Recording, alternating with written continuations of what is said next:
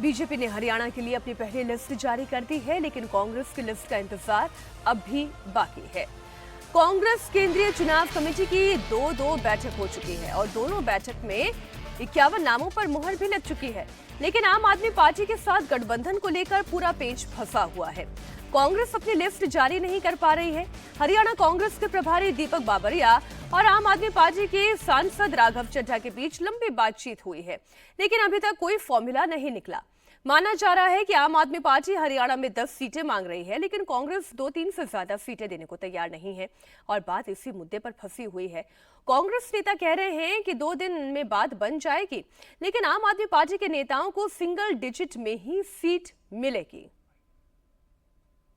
हमारी बात उनसे चल रही है। वी आर एक्सप्लोरिंग के जो है कोई भी आप समझौता करते हैं वो एक विन विन सिचुएशन वाला समझौता ही हो सकता है। हमारे उनके फ़ायदे की बात हो, वो फ़ायदे की इसके लिए हम तलाश रहे हैं और देखो 1-2 दिन में वो फाइनल हो जाएगा। उम्मीद रखते हैं कि फाइनल हो जाएगा, नहीं तो छोड़ देंगे। मैं नंबर गेम में कोई जवाब नहीं दूंगा। ये चीज़ें जो हैं वो हमारी 1-to-1 बातचीत की है। मैं मीडिया में वो नहीं ले जाना चाहता, वो एक स्पेकुलेशन वाली बात बन जाती है।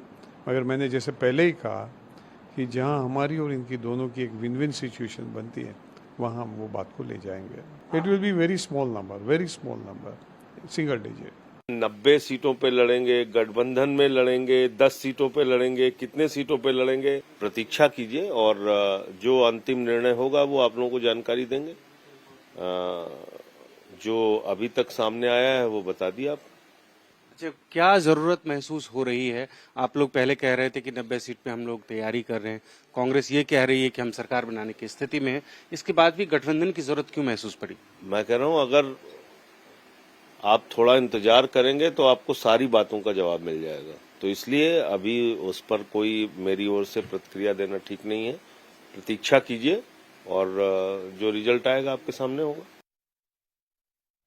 इस बीच दिल्ली के पूर्व डिप्टी सीएम मनीष सिसोदिया ने हरियाणा में कांग्रेस से अलायंस को लेकर नया ट्विस्ट ला दिया है।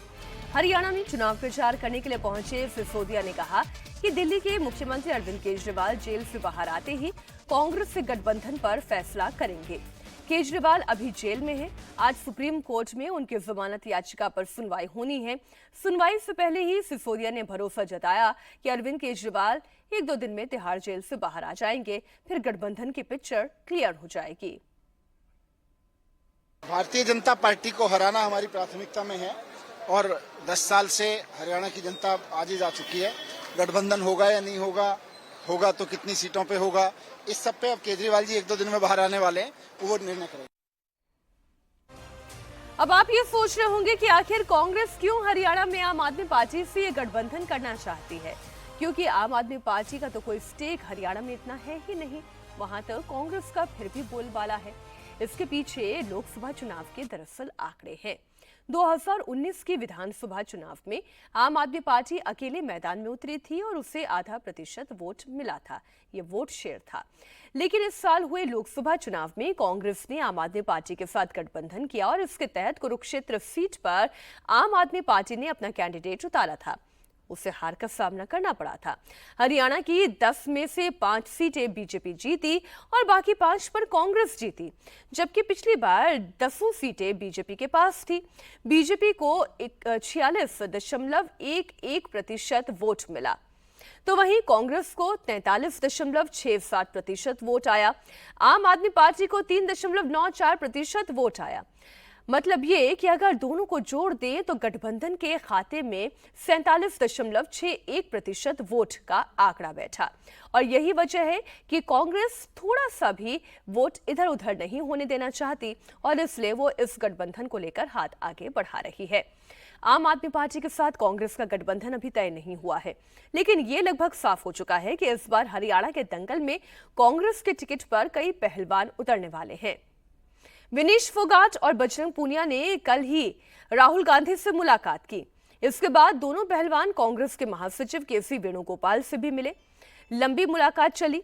चर्चा यह है कि कांग्रेस ने विनेश फोगाट को चरखी दादरी, बाड़दा और जुलाना में से किसी एक सीट से चुनाव लड़ने का ऑफर दिया। चरखी दादरी विनेश फोगाट का ही जिला है, जबकि विनेश फोगाट का गांव बलाली है।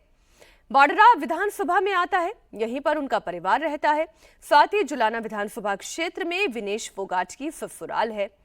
बजरंग पूनिया को कांग्रेस ने बहादुरगढ़ या भिवानी से चुनाव लड़ने का ऑप्शन दिया है।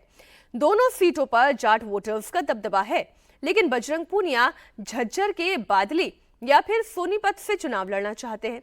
अब कांग्रेस की दिक्कत यह है कि इन दोनों सीटों पर कांग्रेस के सिटिंग विधायक बहुत ही मजबूत स्थिति में है और कांग्रेस उनके टिकट काटकर बजरंग पूनिया को उम्मीदवार नहीं बनाना चाहती।